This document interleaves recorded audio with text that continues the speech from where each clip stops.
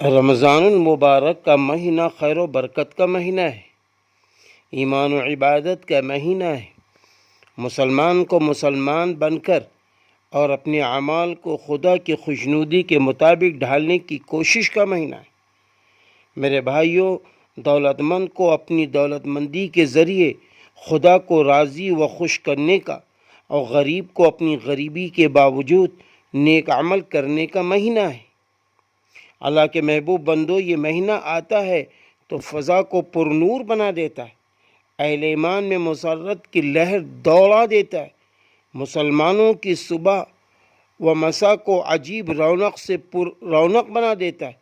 بڑی عمر کے لوگ خلوص عمل کے ساتھ نیکی پر کاربند ہوتے ہیں۔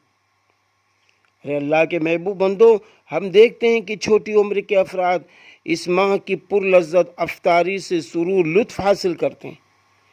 اس کی قبل فجر کی سحریہ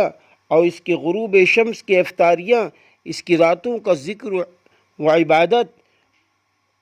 اس کے دنوں کی تلاوت، سب اس ماہ کی رونق کو دوبالا بنا دیتی۔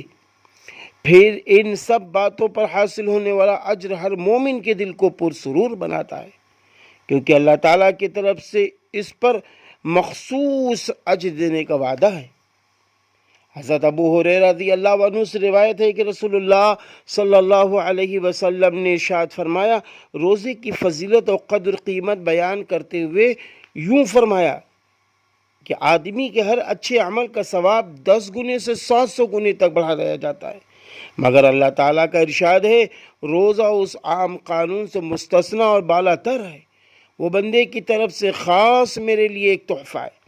میں ہی جس طرح چاہوں گا اس کا اجر و ثواب دوں گا۔ میرا بندہ میری رضا کے واسطے اپنی خواہش نفس اور اپنا کھانا پینا چھوڑ دیتا ہے، بس میں خود اپنی مرضی کے مطابق اس قربانی اور نفس کشی کا صلہ دوں گا۔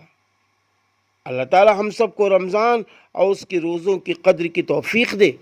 آمین یا رب العالمین۔